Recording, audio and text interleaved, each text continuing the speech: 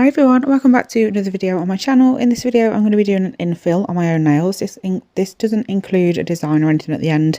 It is literally just me doing the infill, like removing the previous design and bulk and everything, doing the prep, build a gel application and then top coat. That is all, because I'm going to be using my nails to do other videos with the designs, and I was going to include a design at the end of this video, but it was already like 10 minutes long, so I just thought, you know what, that'll do on its own, and then I will create more videos from them after they're done. So basically I'm just removing the length from these nails now, because my baby is due in the next couple of weeks at the time of me doing the voiceover for this video. So I thought now would be a good time for me to shorten them, because they have got quite long and they were starting to annoy me, to be honest. And I have always actually preferred shorter nails on myself anyway. I just grow them out just because I can. So I changed to short square, which I will probably round off when I actually have the baby anyway. So we're just sticking with square for now, and then I will round them off nearer the time. So I'm just taking down the length with this bluebell bit from Willow Academy.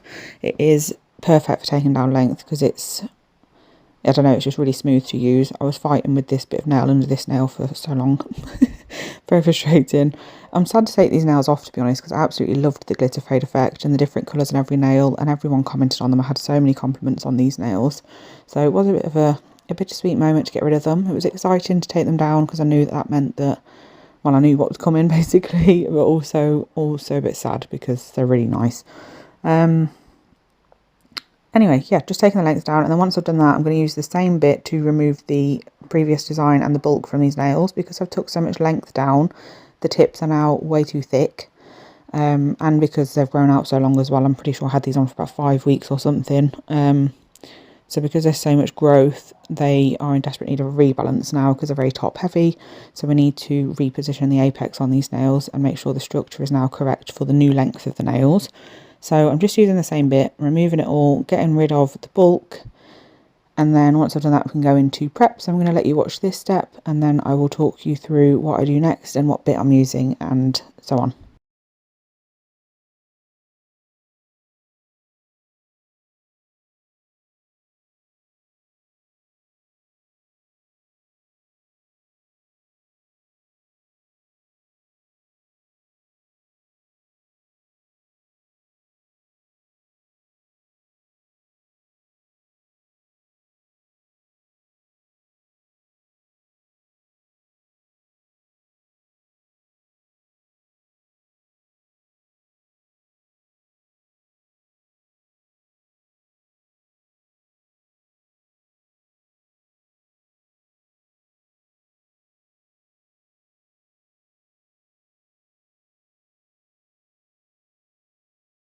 So next up we're on to the start of prep, and this is the Anastasia bit from Willow Academy. I use this in a lot of my videos.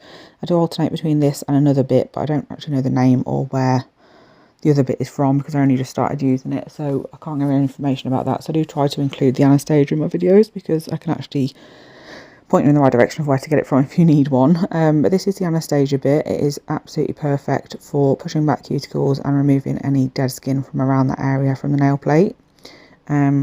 So that is exactly what I'm using this for, just to push the cuticles back and make sure there is no skin on the nail, and it makes nipping, or however you usually remove your excess dead skin, really, really easy because it's lifted from the nail plate.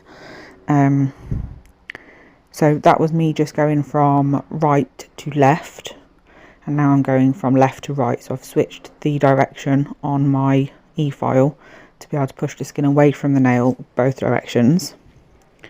So once I've done the right hand side of the side walls, I can now go in with my sanding band, and this is just going to make sure that the whole nail plate and the regrowth, well, the regrowth area of my nail plate and also the previous builder gel is nice and rough, so the next step will stick, which is of course going to be our gel application. So we're just making sure there are no oils on the nail plate, and also no shiny areas that are just going to cause lifting or anything. So nothing on the nail plate that shouldn't be, like excess skin or anything. So I'm just going in with this. It is a dry prep for Nail Order's AnGel Builder Gel, which is the one that I'm going to be using today. So make sure to not use any sort of nail plate cleansers or acetone or dehydrators or anything, because you don't need them. The only thing you need is a dry prep and their own primer, which I didn't actually show you me putting on, I forgot, but I just apply that to the regrowth area. You don't need to put it on the previous Builder Gel application. As you can see from that video, I'm using Saint from AnGel. It's a beautiful colour. I absolutely love it. It's my favourite for my nails. It's quite dark, to be honest, so it works really well with darker skin tones as well. But it's just my favourite out of all of them. Well, out of all the ones I've tried. I haven't tried any of the new releases yet, but I definitely will when I return to work after maternity, when I have to do a stock up before I come back. And breathe. So I'm just applying a really thin layer of Nail Order's AnGel Builder Gel here. So it's almost like applying how you would a base coat. Just a really thin nail. Make sure to really get it just attached to every speck of the nail. Don't get anywhere you don't want it, like on your skin or anything, for obvious reasons, but also because as soon as you get any on the skin, if you don't notice and you leave it there, your next building layer is just going to flood everywhere and it's going to be a mess. So make sure to try and avoid the skin where possible. If you can't and you do get a bit on there by accident, it's easily done, but just make sure to remove it before you cure it to prevent that happening. So once I've done this, we'll then go on to the building layer, but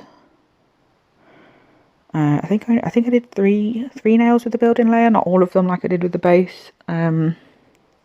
Just because it gets a bit monotonous and a bit repetitive, so there's no real point keep going over the same thing. So here we are applying onto the pinky now, and I'll just quickly show you how I do this. So I'm just applying a thin layer. This is called the slip layer. You don't want to cure after this.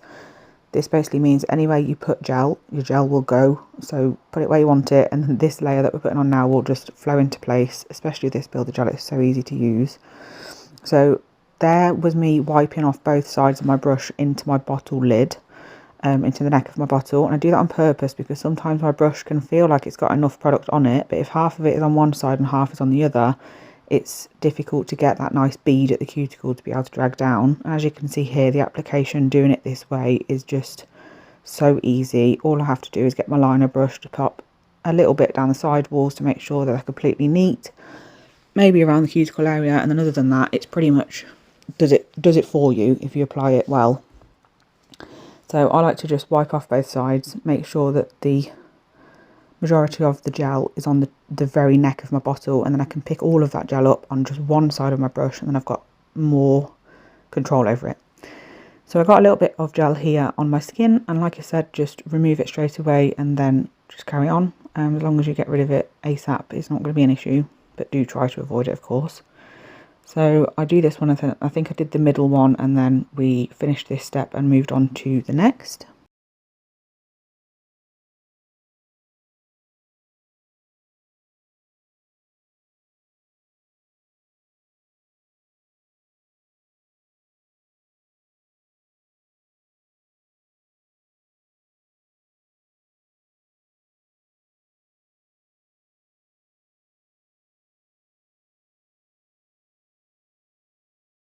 And then of course all that's left to do is just top coat, because I'm not doing a design on these nails as I explained at the beginning.